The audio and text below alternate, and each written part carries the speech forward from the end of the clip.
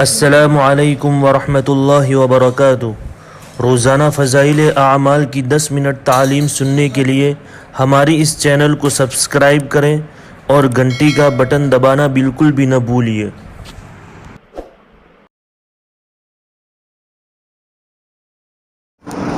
بسم اللہ الرحمن الرحیم۔ 9واں باب حضور صلی اللہ علیہ وسلم کی فرما برداری اور امتثال حکم، اور یہ دیکھنا کہ حضور صلی اللہ علیہ وسلم کا منشا مبارک کیا ہے۔ ویسے تو صحابہ کرام کا ہر فعل فرما برداری تھا، اور گزشتہ قصوں سے بھی یہ بات خوب روشن ہے، لیکن خاص طور پر چند قصے اس باب بھی اس لیے ذکر کیے جاتے ہیں کہ ہم لوگ اپنے حالتوں کا اس باب سے خاص طور سے مقابلہ کر کے دیکھیں کہ ہم اللہ کی اور اس کے رسول پاک صلی اللہ علیہ وسلم کے احکام کی فرما برداری کہاں کرتے ہیں، جس پر ہم لوگ ہر وقت اس کے بھی منتظر رہتے ہیں کہ وہ برکات، ترقیات اور ثمرات جو صحابہ کرام رضوان اللہ تعالی اجمعین کو حاصل ہوتے تھے ہمیں بھی حاصل ہو۔ اگر واقعی ہم لوگ اس چیز کے متمنی ہیں تو ہمیں بھی وہ کرنا چاہیے جو حضرات کر کے دکھلا گئے۔ حضرت عبداللہ ابن عمر رضی اللہ تعالی عنہما کا چادر کو جلا دینا۔ حضرت عبداللہ ابن عمر بن العاص رضی اللہ تعالی عنہما کہتے ہیں کہ ایک مرتبہ سفر میں ہم لوگ حضور صلی اللہ علیہ وسلم کے ساتھ تھے۔ میں حضور صلی اللہ علیہ وسلم کی خدمت میں حاضر ہوا۔ میرے اوپر ایک چادر تھی جو کسم کے رنگ میں ہلکی سی رنگی ہوئی تھی۔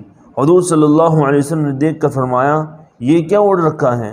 مجھے اس سوال سے حضور صلی اللہ علیہ وسلم کی ناگواری کا آثار معلوم ہوئے۔ گھر والوں کے پاس واپس ہوا تو انہوں نے چولہا جلا رکھا تھا، میں نے وہ چادر اس میں ڈال دی۔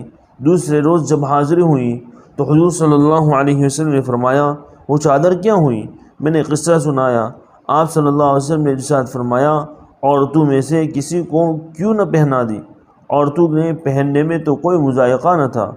فائدہ: اگرچہ چادر کے جلا دینے کی ضرورت نہ تھی، مگر جس کے دل میں کسی کی ناگواری اور ناراضی کی چوٹ لگی ہوئی ہو وہ اتنی سوچ کا متحمل ہی نہیں ہوتا کہ اس کی کوئی اور صورت بھی ہو سکتی ہے۔ ہاں، مجھ جیسا نالائق ہوتا تو نہ معلوم کتنے احتمالات پیدا کر لیتا کہ ناگواری کس درجے کی ہے، اور دریافت تو کر لوں اور کوئی صورت اجازت کی بھی ہو سکتی ہے یا نہیں، اور حضور صلی اللہ علیہ وسلم نے پوچھا ہی تو ہے، منع تو نہیں کیا، وغیرہ وغیرہ۔ انصاری کا مکان کو ڈھا دینا۔ حضور صلی اللہ علیہ وسلم ایک مرتبہ دولت قدی سے باہر تشریف لے جا رہے تھے۔ راستے میں قبہ یعنی گنبد دار حجرہ دیکھا جو اونچا بنا ہوا تھا۔ ساتھیوں سے دریافت فرمایا کہ یہ کیا ہے؟ انہوں نے عرض کیا کہ فلاں انصاری نے قبہ بنایا ہے۔ حضور صلی اللہ علیہ وسلم سن کر خاموش ہو رہے۔ کسی دوسرے وقت وہ انصاری حاضر خدمت ہوئے اور سلام کیا۔ حضور صلی اللہ علیہ وسلم نے اعراض فرمایا، سلام کا جواب بھی نہ دیا۔ انہوں نے اس خیال سے کہ شاید خیال نہ ہوا ہو دوبارہ سلام کیا۔ حضور صلی اللہ علیہ وسلم نے پھر بھی اعراض فرمایا اور جواب نہیں دیا۔ وہ اس کے لیے کیسے متحمل ہو سکتے تھے؟ صحابہ کرام رضوان اللہ تعالی اجمعین سے جو وہاں موجود تھے دریافت کیا، پوچھا، تحقیق کیا کہ میں آج حضور صلی اللہ علیہ وسلم کی نظروں کو پھرا ہوا پاتا ہوں، خیر تو ہے؟ انہوں نے کہا کہ حضور صلی اللہ علیہ وسلم باہر تشریف لے گئے تھے، راستے میں تمہارا قبہ دیکھا تھا اور دریافت فرمایا تھا کہ یہ کس کا ہے؟ یہ سن کر وہ انصاری فوراً گئے اور اس کو توڑ کر ایسا زمین کے برابر کر دیا کہ نام و نشان بھی نہ رہا، اور پھر آ کر عرض بھی نہیں کیا۔ اتفاقاً حضور صلی اللہ علیہ وسلم ہی کا اس جگہ کسی دوسرے موقع پر گزر ہوا تو دیکھا کہ وہ قبہ وہاں نہیں ہے۔ دریافت فرمایا، صحابہ کرام رضوان اللہ تعالی اجمعین نے عرض کیا کہ انصاری نے حضرت صلی اللہ علیہ وسلم کے اعراض کا کئی روز ہوئے ذکر کیا تھا، ہم نے کہہ دیا تھا کہ تمہارا قبہ دیکھا ہے، انہوں نے آ کر اس کو بالکل توڑ دیا۔ حضور صلی اللہ علیہ وسلم نے ارشاد فرمایا کہ ہر تعمیر آدمی پر وبال ہے مگر وہ تعمیر جو سخت ضرورت اور مجبوری کی ہو۔ فائدہ: یہ کمال عشق کی باتیں ہیں۔ ان حضرات کو اس کا تحمل نہیں تھا کہ چہرے انور کو رنجیدہ دیکھیں یا کوئی شخص اپنے حضور صلی اللہ علیہ وسلم کی گرانی کو محسوس کرے۔ ان صحابی نے قبے کو گرایا اور پھر یہ بھی نہیں کہ گرانے کے بعد جتانے کے طور پر آ کر کہتے کہ آپ کی خوشی کے واسطے گرا دیا، بلکہ جب حضور صلی اللہ علیہ وسلم کا خود ہی اتفاق سے ادھر کو تشریف لے جانا ہوا تو ملاحظہ فرمایا حضور صلی اللہ علیہ وسلم کو تعمیر میں روپیے کا ضائع کرنا خاص طور سے ناگوار تھا۔ بہت سے احادیث میں اس کا ذکر آیا ہے۔ خود ازواج مطہرات کے مکانات کھجور کی ٹہنیوں کے تختے تھے جن پر ٹاٹ کے پردے پڑے ہوئے تھے تاکہ اجنبی نگاہ اندر نہ جا سکے۔ ایک مرتبہ حضور صلی اللہ علیہ وسلم کہیں سفر میں تشریف لے گئے، حضرت ام سلمہ رضی اللہ تعالیٰ عنہا کو کچھ ثروت حاصل کی، انہوں نے اپنے مکان پر بجائے ٹٹو کے کچھ اینٹیں لگا دی۔ واپسی پر حضور صلی اللہ علیہ وسلم نے ملاحظہ فرمایا تو دریافت کیا کہ یہ کیا کیا؟ انہوں نے عرض کیا کہ اس میں بے پردگی کا احتمال رہتا ہے۔ حضور صلی اللہ علیہ وسلم نے فرمایا کہ بدترین چیز جس میں آدمی کا روپیہ خرچ ہو تعمیر ہے۔ عبداللہ ابن عمرو بن العاص رضی اللہ تعالیٰ عنہ کہتے ہیں کہ ایک مرتبہ میں اور میری والدہ اپنے مکان کی ایک دیوار کو جو خراب ہو گئی تھی درست کر رہے تھے۔ حضور صلی اللہ علیہ وسلم نے ملاحظہ فرمایا اور ارشاد فرمایا کہ موت اس دیوار کے گرنے سے زیادہ قریب ہے۔ صحابہ کرام رضوان اللہ تعالی علیہم مجمعین کا سرخ چادروں کو اتارنا۔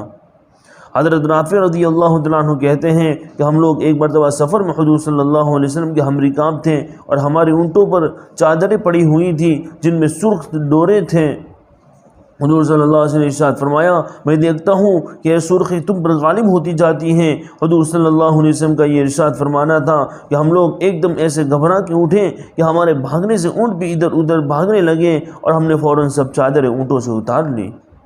فائدہ: صحابہ کرام رضوان اللہ تعالی مجمعین کی زندگی میں اس قسم کے واقعات کوئی اہمیت نہیں رکھتے، ہاں ہماری زندگی کے اعتبار سے ان پر تعجب ہوتا ہے۔ ان حضرات کی عام زندگی ایسی ہی تھی۔ غزوہ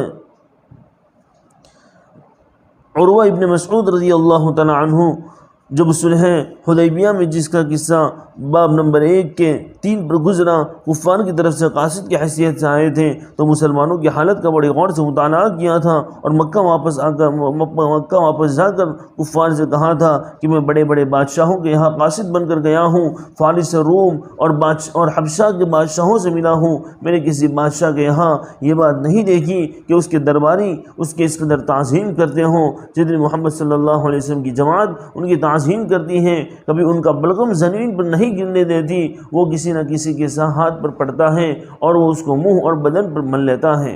جب وہ کوئی حکم کرتے ہیں تو ہر شخص دوڑتا ہے کہ تعمیل کریں۔ جب وضو کرتے ہیں تو وضو کا پانی بدن پر ملنے اور لینے کے بعد سے ایسے دوڑتے ہیں گویا آپس میں جنگ و جدل ہو جاوے گا، اور جب وہ بات کرتے ہیں تو سب چوپ ہو جاتے ہیں، کوئی شخص ان کی طرف عظمت کی وجہ سے نگاہ اٹھا کر نہیں دیکھ سکتا۔ السلام علیکم ورحمۃ اللہ